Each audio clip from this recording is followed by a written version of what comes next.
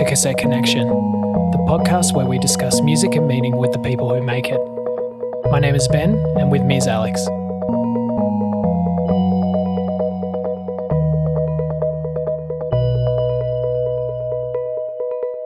This episode, we talk to Canberra composer Chloe Hobbs. Chloe is a composer and performer of open and improvised music who is currently completing her PhD at the ANU School of Music. Chloe's work has been performed by ensembles such as the ANU Chamber Orchestra and The Noise, among others. Chloe talks to us about her approach to composition and composing with standard and new forms of notation, including the use of graphics. She tells us about her thoughts on composing using open parameters and how she writes for specific instrumentation or open ensembles. We also talk about her focus on toy instruments and the toy piano. Here you go.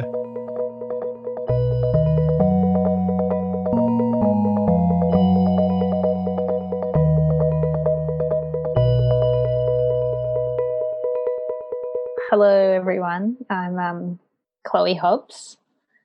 I'm still a PhD student, but nearly finished, but mainly a composer of open music and improvised musics, as much as you can be a composer of improvised musics. I guess a performer and improviser as well. My main interest, though, I guess, in the composition side of things is open notation and just sort of allowing the performer sort of varying degrees of freedom and, like really collaborating with the performer to make some cool experimental sounds.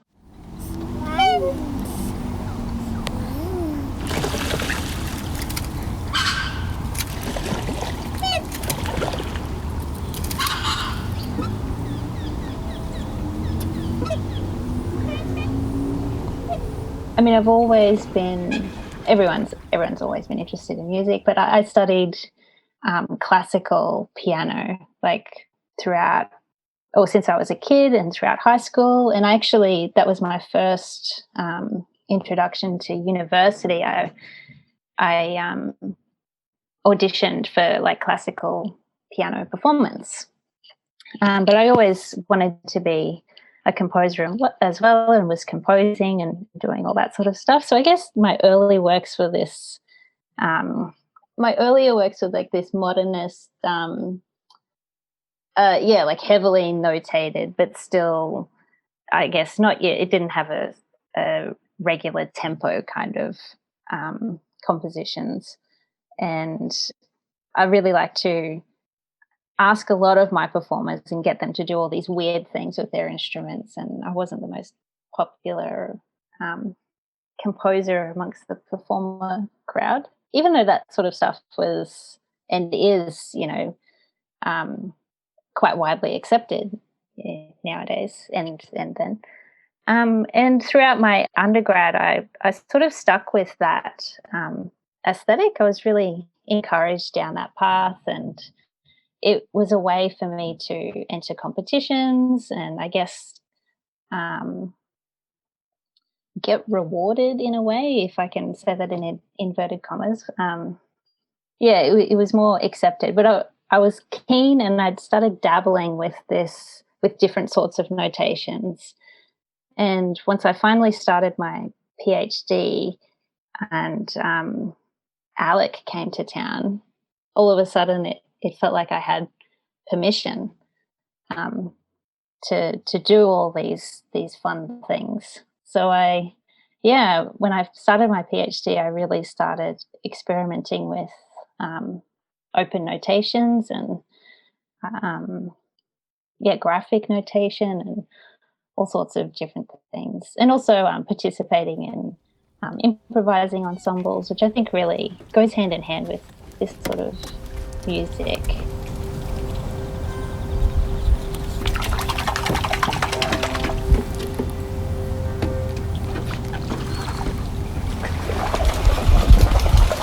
I do a little bit of electronic stuff as well, I suppose, but I wouldn't say I approach it like an experimenter, because I'm not particularly well versed in computers, but so long as I can find my way around a intuitive door, it's pretty fun. Yeah, so I think the latest thing that I've written was for Soundscapes, which was an electronic work. And though not improvised or open, I guess, because it's completely fixed, it was still drawing on that sort of experimental aesthetic that I'm really interested in, using found sounds and sounds from nature, but also mixing it with regular instruments and things like that.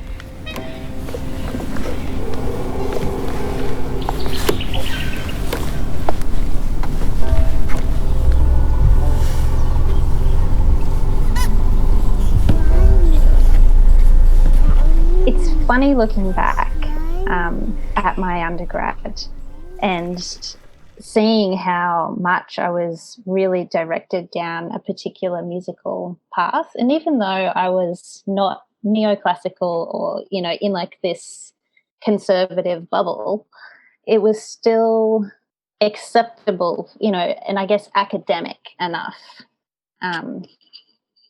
which is something I've really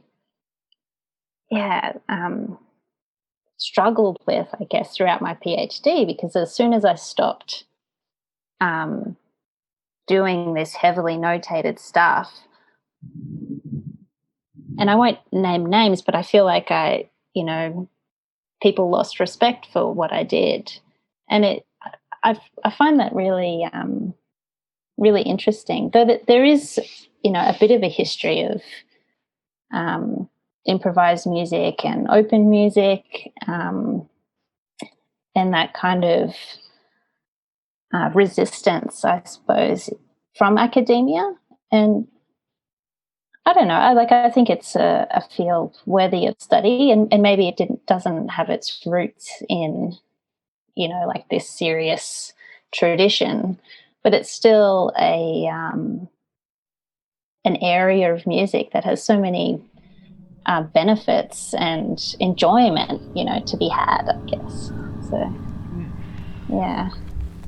yeah, I think especially in the kind of compositional approach that you take, there's a lot to gain in terms of like what the performer can get out of it, what the audience can get out of it, and everything along those lines.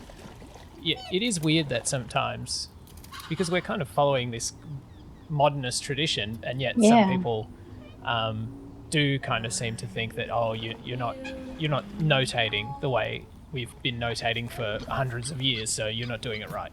That's right. And it's strange to think like that's the right way and this is the wrong way, even though there's such a rich history of oral learning. And not that this is oral learning, but it does evoke those sort of listening skills that people who learn orally need. But yeah, and that idea that you either need to have mastered proper composition before you can do this stuff, or you need to be I don't know, John Cage himself.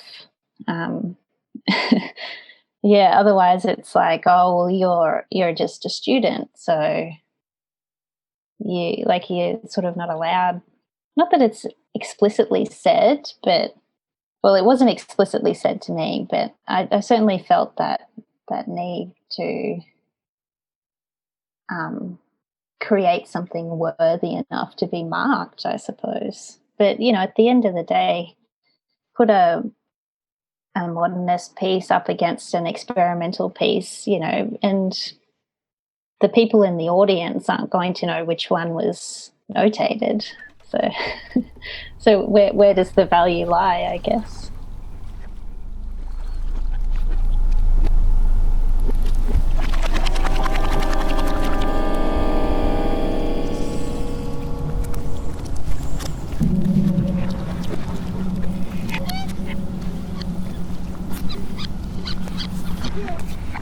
I think you need to approach each piece in a different way. And like that's the beauty of open music. Like each new work is its own set of challenges and questions to be asked, and limitations sometimes in a way, but also possibilities. So so if I guess a good example was when I worked with the ANU orchestra compared to doing the smaller group work that we so often did with the EMS. There was a need to really consider how a larger group was going to communicate with each other. So if I wanted it to be open, how is that going to work, and how would they communicate with each other? Where when the time stamps were happening, and so sometimes you need to relinquish a little bit of control, or take it all back. So in that case, I ended up being the conductor, and it was just a case of a lot of the times for the open sections indicating, with hand signals, okay, start this section now, and then they play for however long. But with the smaller ensembles, you can really give a lot more freedom to the performers and allow them to sort of listen to each other and take the composition where it needs to go.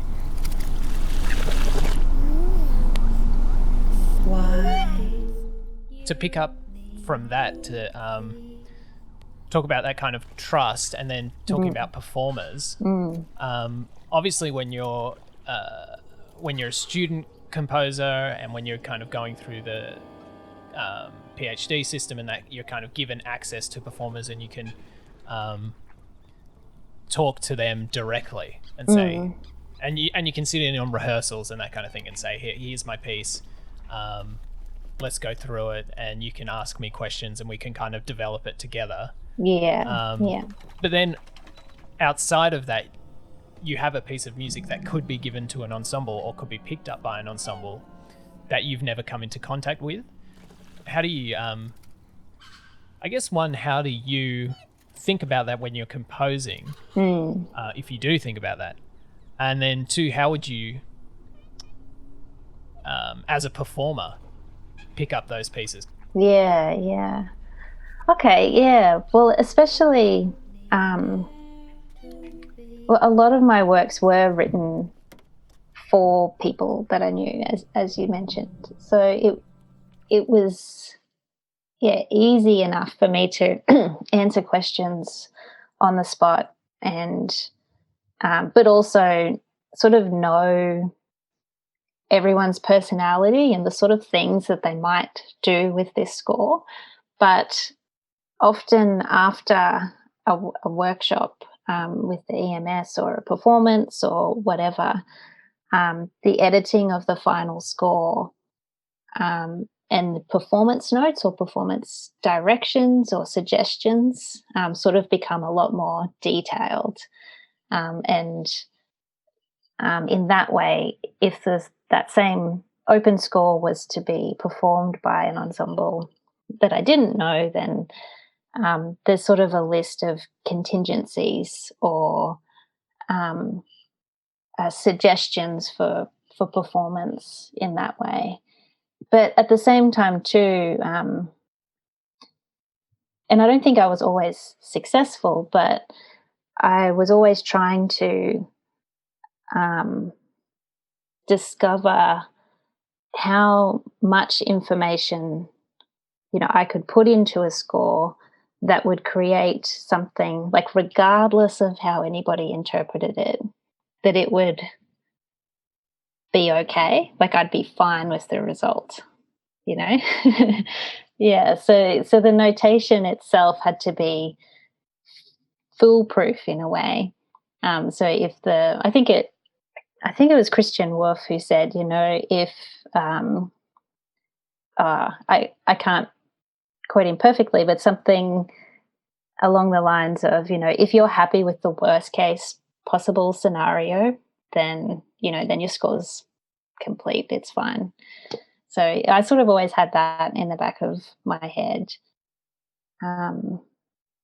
Yeah, and I guess as a performer of those sorts of scores, I think coming at it from both a composer and a performer's perspective, you sort of know that you have that freedom in a way, like you're able to leave any classical piano baggage at home, and there's this understanding that if the score doesn't say something, then you can interpret it as you want.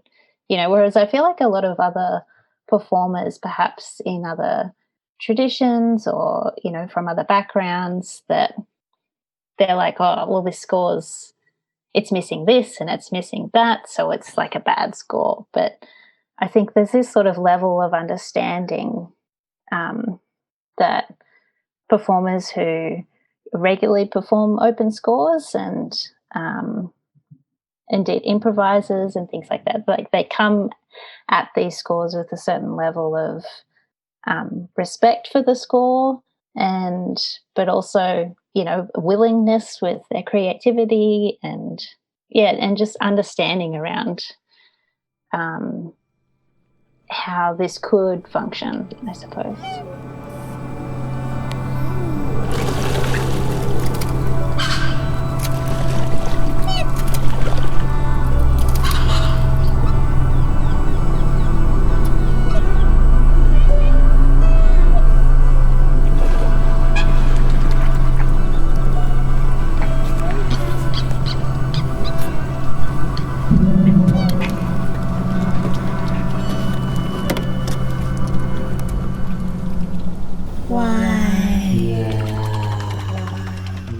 Sometimes you have a certain instrumentation and you work within those limitations and what those instruments are capable of and what they would sound like together. But if you're working with a large group or even a medium-sized group of instruments that you might not even know, like a lot of my scores are for 10 people, non-specified instrumentation or whatever, then I guess I'm also thinking about the ways in which performers can approach these sounds, but also encouraging them to listen to what everyone else is doing in a way. So, if you're given the instrumentation, you have control over how you might combine the sounds. But if you don't know the instrumentation, then you need to ask the performer to not blend, but, listen. Yeah. So it's about kind of think about themselves in that situation. Yeah, so trying to find a way that encourages not just exploring the sounds that they can make, but interacting with other people in the ensemble. Because, a lot of the times that, you could have some really weird combinations that you wouldn't sit down and say, yeah, I am, banjo and toy piano, like perfect, So it's about, getting the performers to try and discover ways that they can make sounds that interact, using the guidelines from the notation to make these sorts of sound areas that I'm asking for.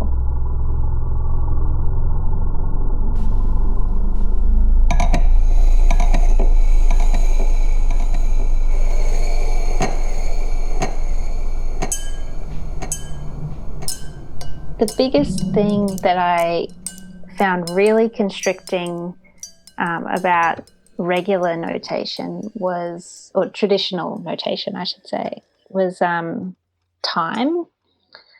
And because I was really interested in all these wacky rhythms and, overlaying tuplets and doing, crazy stuff with rhythm that, is still super exciting. But even then, sometimes the aesthetic or the rhythms that I was going for, just it made the music feel so stiff, and I could never quite get the rhythms right anyway.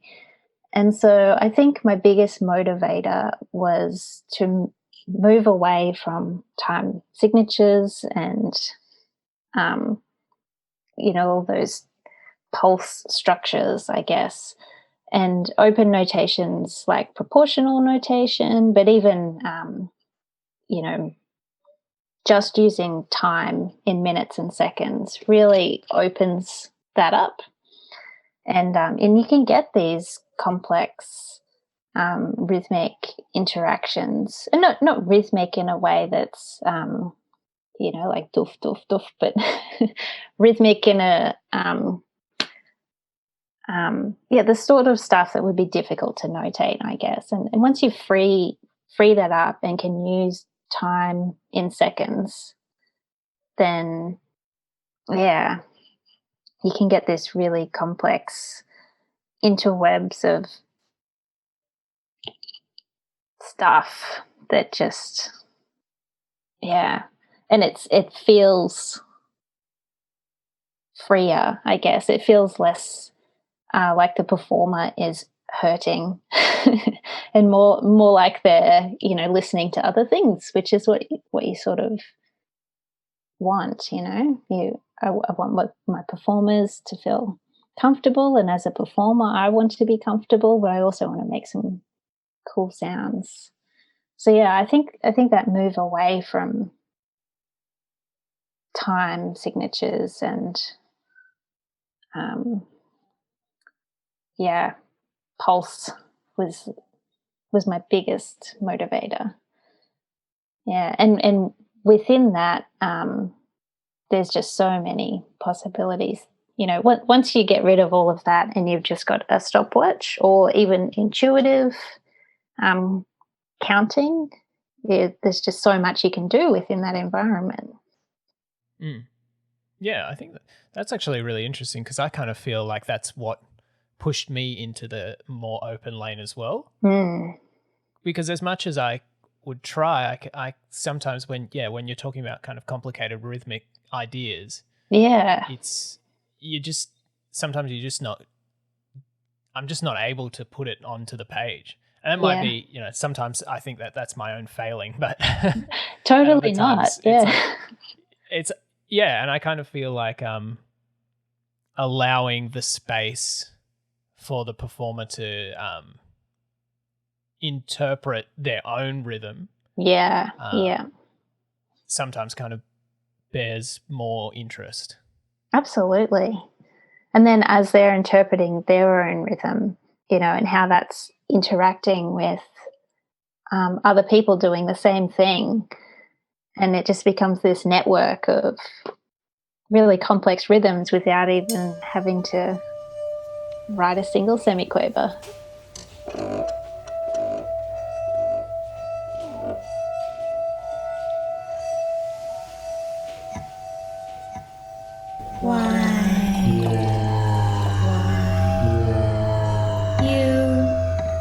I generally start a composition by having an idea of the textures that I want to create, I guess, with the instrumentation, if I know the instrumentation or not.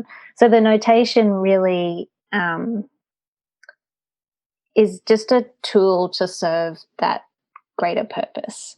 So if I need to create a like a soundscape of a particular chord, but I don't want just that chord on drone, then I offer those notes within a certain time frame, and usually in like a box or something on the page, and say improvise with these notes,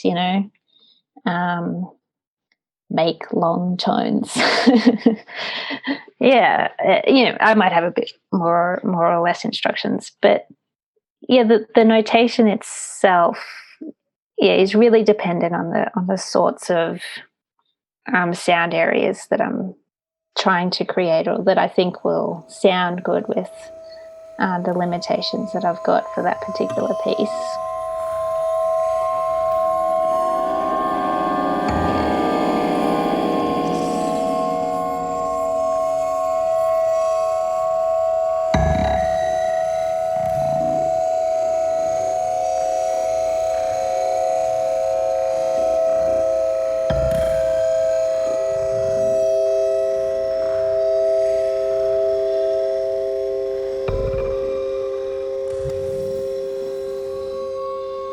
I like to be inclusive one. So if I want a pitch area, I'll dictate. I guess dictate's the wrong word, but provide a group of notes that can be played in any register. So it's like if you have a pitched instrument, here's some pitches. But I'm thinking of a couple of pieces where I've done this, allocated pitches, but then also had like a graphic notation or descriptions of how I might like people to approach percussion or found objects or, sounds that might not fit into those specific pitches that I've given them. Also included.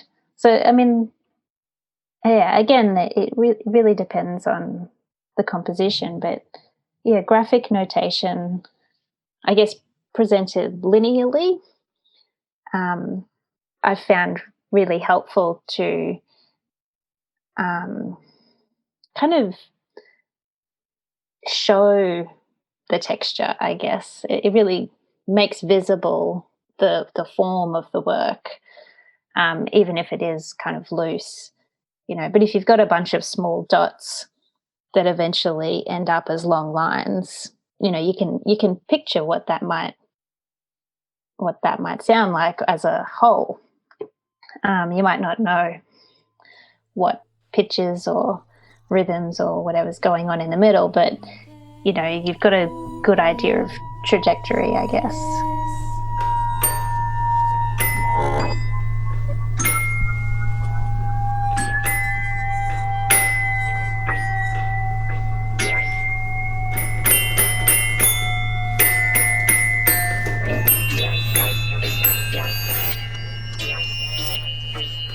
I love graphic notation, and you can use it, I guess, a whole piece doesn't have to be graphic in nature,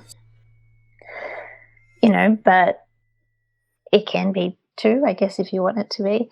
But it depends. I guess the thing that I'd want to point out is that graphic notation doesn't have to be completely abstract. That it can, sort of like what I was saying before, it can really describe or make visible how you want the piece to evolve, and it can actually, more than words and more than even music sometimes, you can, like traditional notation, you can really see how the textures are supposed to change. That's not to say that, abstract graphic notation is bad or in any way, I'm a huge fan. But using it as a way to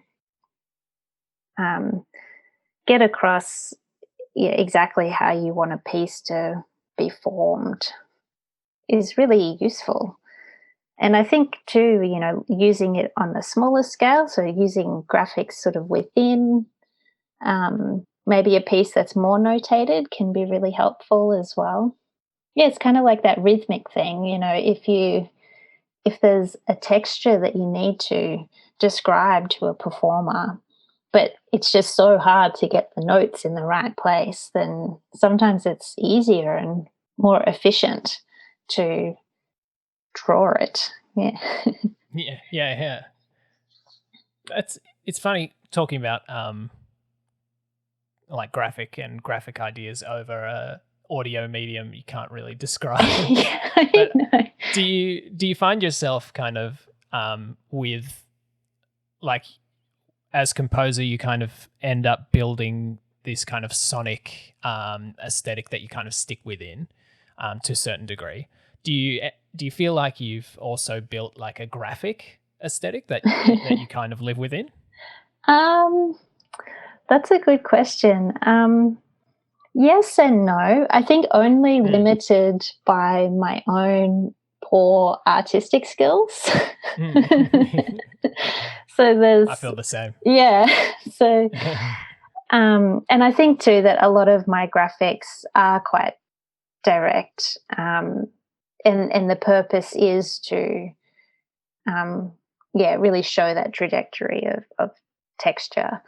So, a lot of the fancier graphics that you might see in some of the older, New York School compositions, or, even I think it's Wadada Leo. It's got these really cool color ones, and they're just beautiful. If they weren't music, they could be art, and they are one and the same, I guess. And so, yeah, in a way, I am in a graphic aesthetic box, but I'm not sure that right now, anyway, I don't need to get out of that, because I guess that technique has really served me quite well.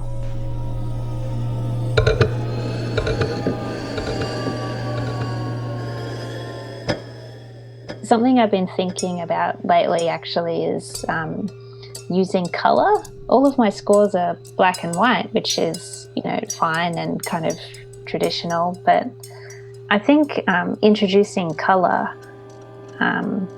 in various different ways, would slightly change that graphic box that I'm currently in.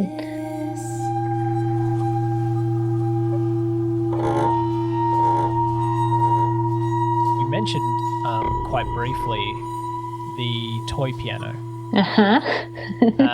So I wanted to talk to you about specifically the toy piano. Cool. And how you came into the path of the toy piano. Okay, well, I think it was really early on, like back in 2014, and the EMS did their first toy ensemble gig, just randomly. I think it was Alex's idea even. He's like, let's just get a bunch of toys, and I wrote a piece and the toy ensemble was born. But from that moment, I was just obsessed with toys, to make music, making music with toys and open scoring or whatnot. So from that gig at the drill hall, which we only had like a handful of toy instruments, I just started collecting all of these toys, and people were donating them, and it was amazing, but it wasn't enough, So yeah, I bought a toy piano, and I was complete, I guess. But there are lots of different things. Like the toy piano didn't really fit into the toy ensemble, but it did, like we were using a lot of toys that were like singing toys, and like squeaky dog toys and weird percussion stuff. And the toy piano, even though it's a toy instrument, it's still I don't know, it has those connotations of specific pitch and chromatic pitch, which even the toy like clarinets, they weren't tuned quite right. They were all kind of microtonal by accident, and which was fun. But yeah, so yeah, I think after I got the toy piano, I mean, I loved using it for improvising and in the toy ensemble and with the EMS. But I also discovered this whole catalogue of, well, not a whole catalogue, but a small catalogue of people who'd like written for the toy piano, written regular pieces. So that was kind of fun too.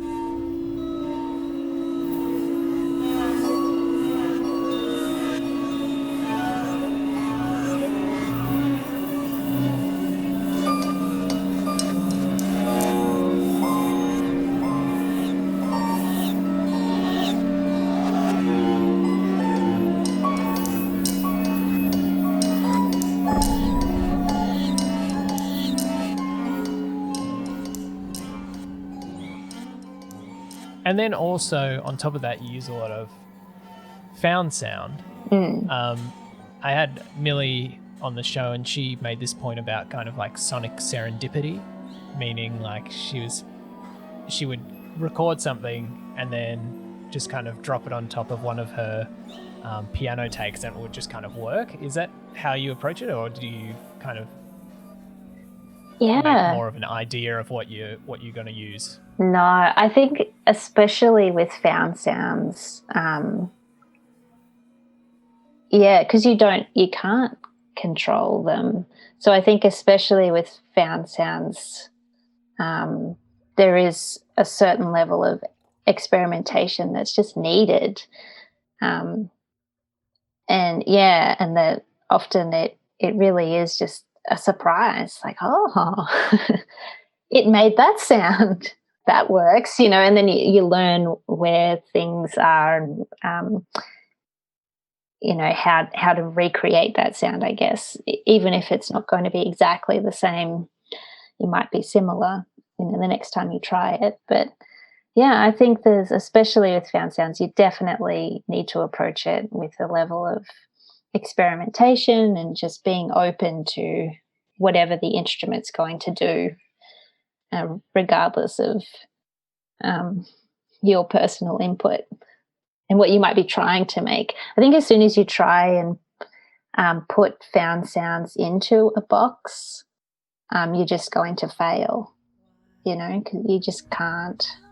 You've got to let them do their own thing. To be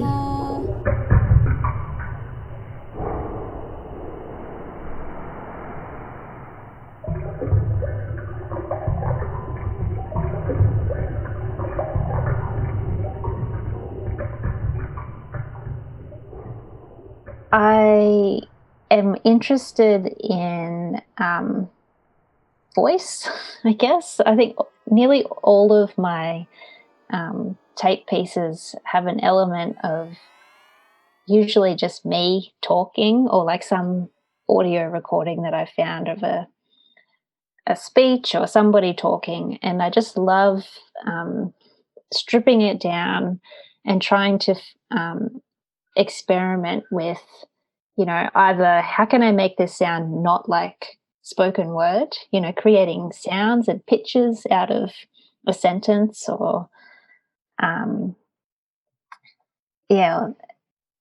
or just, using the words to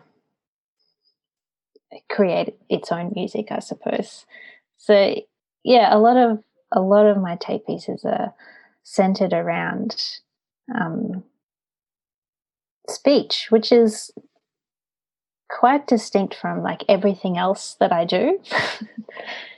But yeah, I always tend to record found sounds as well. So it's a bit of a experiment in just layering things that I've recorded from, out, in the field, so to speak. And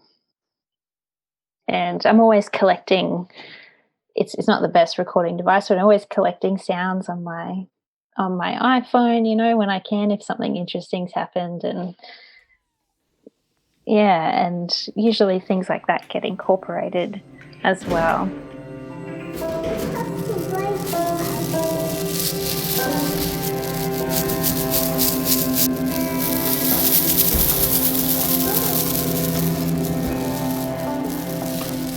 I think a lot of the time with my tape pieces, like I have a general idea of, as a whole, where I want it to go. But if it's not going there because of, for whatever reason, then that's okay.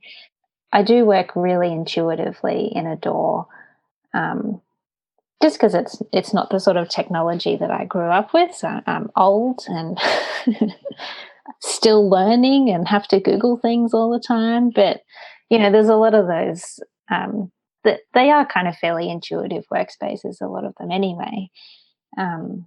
But, yeah, it works much better if you can not restrict yourself to finding the sound that you want, but experimenting and seeing what comes out of doing different things. Use more.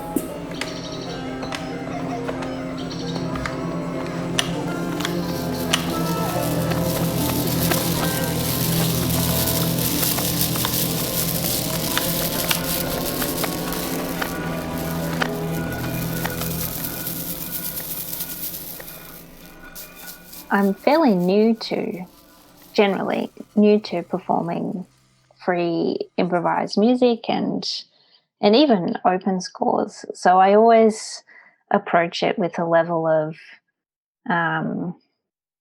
again, just how I would want someone to approach one of my scores, with a level of respect and, either for the score or for the people that I'm performing with. And I guess just trying to, listen to what other people are doing and interact in ways that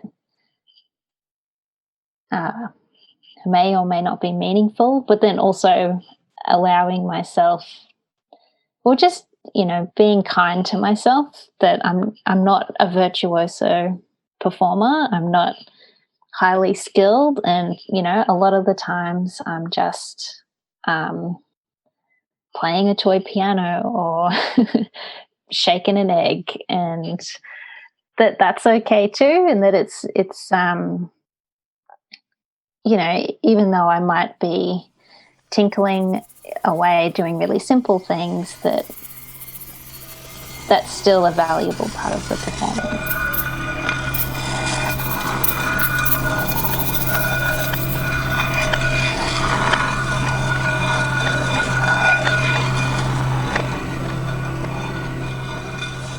One thing I wanted to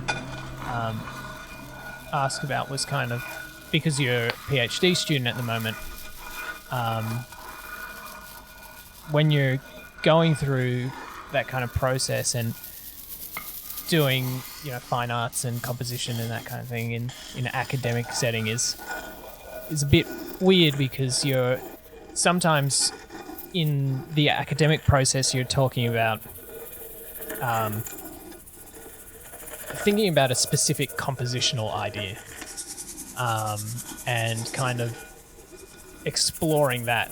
But at the same time, you're making a piece of art that is, going to be interpreted emotionally, either by yourself or the audience. How do you kind of think about that? Sometimes are you specifically, okay, this is a piece and I'm just going to work through one compositional idea, and whatever comes out, and then the emotional side of it, I'll think about that later? Or how does that work? I think a really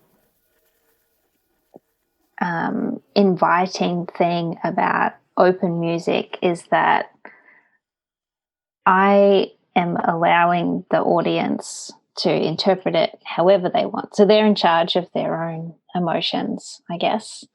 I don't generally sit down and try to make other people feel something.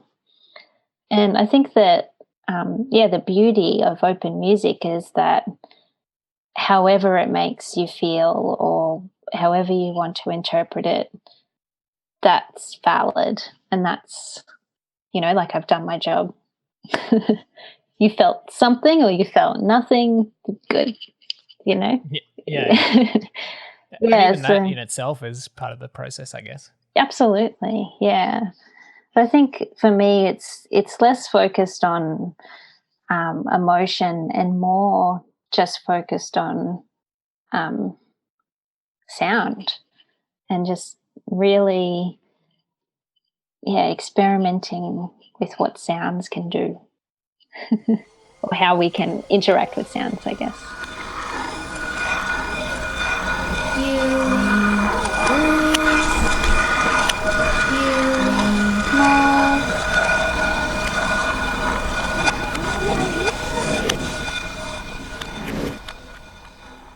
I think the questions are more for my benefit. So I do tend to think about, yeah, what would happen if I did this? And, I love posing those questions and saying, well, if I give the performers these parameters, what might happen then? But I don't need the audience to be able to say, she was asking this question. It's just, yeah, a way that I guess, start or approach it.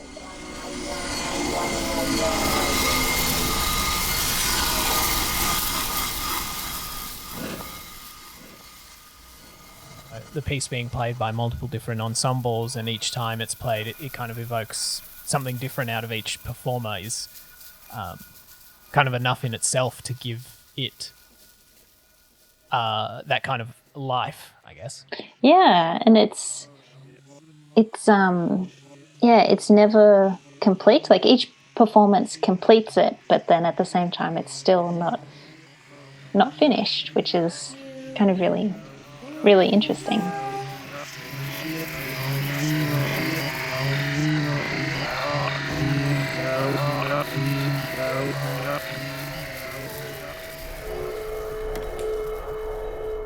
One last thing I always like to ask everyone is, what have you been listening to recently? Oh gosh, if I said the Wiggles, would everyone just? Hey, the Wiggles is perfectly valid. Yeah, I've been indoctrinated by the Wiggles. It's been quite hard to do any sort of focused listening lately. But actually, the last thing I listened to, and it was just purely because I was editing my PhD, and I said, I need to listen to this. But I tried to have the Feldman String Quartet on. I didn't make it, but I I had some of it on for some hours. So, but yeah, that's a bit of an old piece, I suppose. But yeah, still fun. But I suppose, I mean, at the moment, yeah, the Wiggles, kind of bad Spotify playlist that Hugo will let me listen to.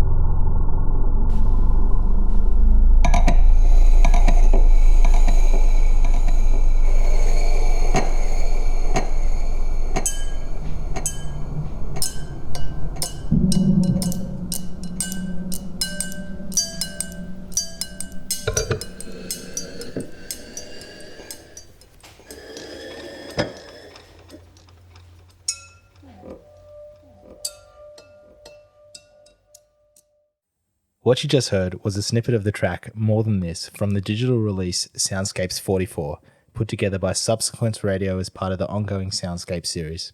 For more information on Chloe's work, head to our website, cassetteconnection.com. Hello. Hello, Ben Harb. That's me. Yep. Yeah. What's up? How you going? I'm good, and how are you? I'm feeling all right. Yeah. Well, that was a great interview.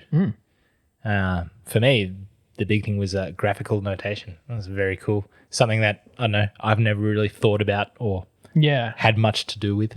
Yeah. Yeah, because, it's something, and that actually came up. I was talking to a friend and I mentioned graphic notation and she was like, oh, what's that kind of thing? Like, what's that about? And it's something I find really interesting, and that's one of the things I really wanted to talk to Chloe about because it's something that I kind of want to explore as well. But yeah, it's kind of as the name implies, right? Yeah. There's kind of a reason why notation is written out on a stave. Yeah. But there's no real reason why that should be the only form of notation that we use. Yeah. So I think graphics is really interesting and something worth exploring because I think, like Chloe said, like you're not trying to prescribe anything to anyone. You're trying to evoke something out of someone. Yeah. Yeah. You're trying to kind of get their feeling, their whatever, their interpretation of the work might be. That's what I was going to say. Yeah. So it's like, on a standard piece of notation, you might have like adagio at the top or something like that. But you could also write, instead of that or any kind of other prescriber, you could write play longingly or something, like it doesn't, or instead you could put a graphic there. Yeah. There's no real reason why it has to be these French or Italian words, Yeah. It's like, a bit, open to a bit more of subjective interpretation that way. Yeah. Yeah, that's exactly right. And and I think it's until you start kind of coming across that thing that you kind of get the gist, the idea. But it can be anything really. Like I think something that's interesting is kind of like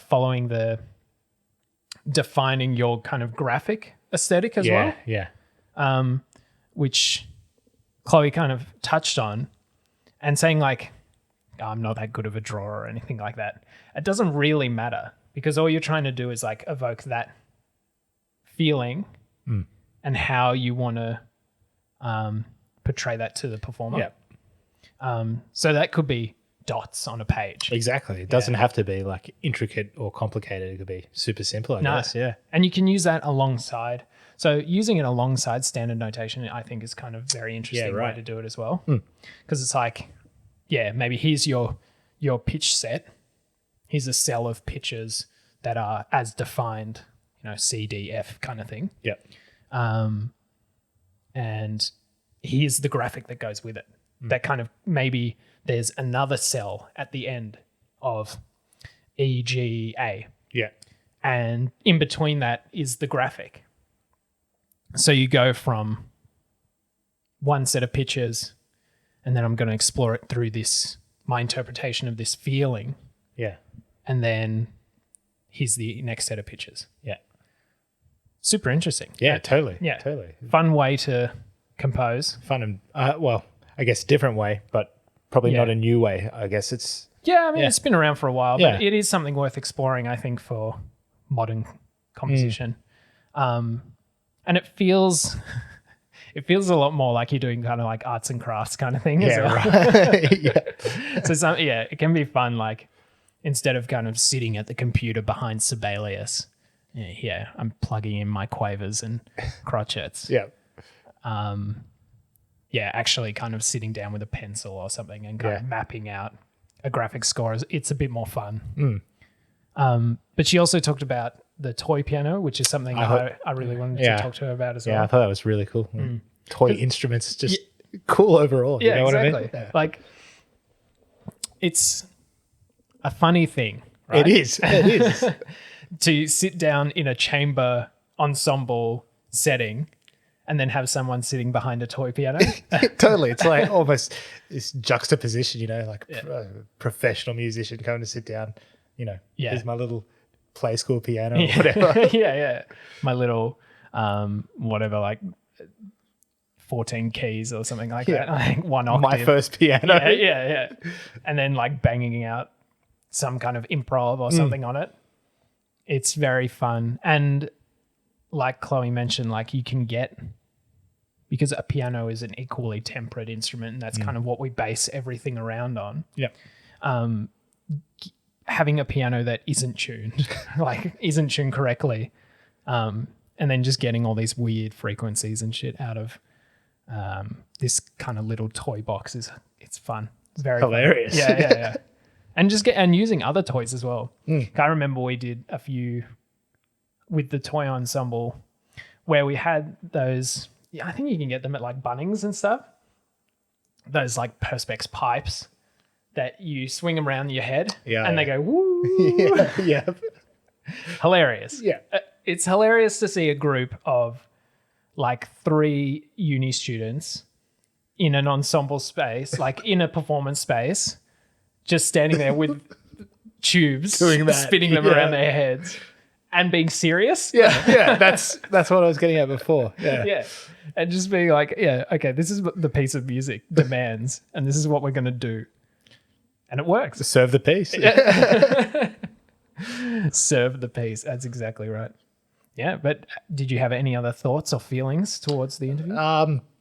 Overall, it's just really interesting, But those are the 2 things that I took out of it. Well, mainly for me, it was the graphical notation, just a different way of thinking about things, I guess. Yeah.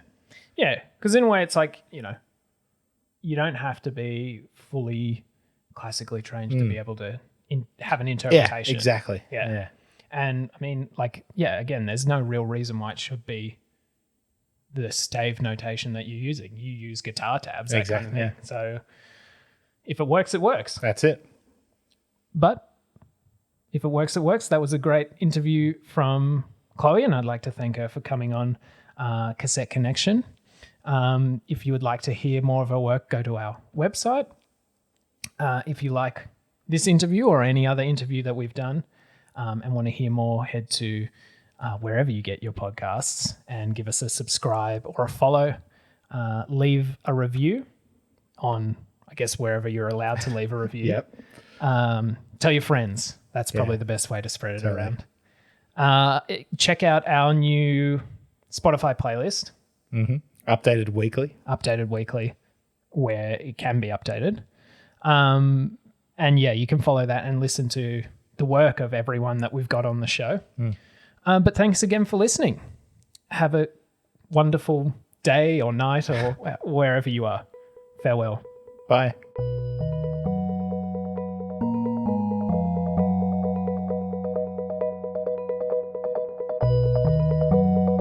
Cassette Connection is recorded and produced by Ben Harb and Alex Ferrugia.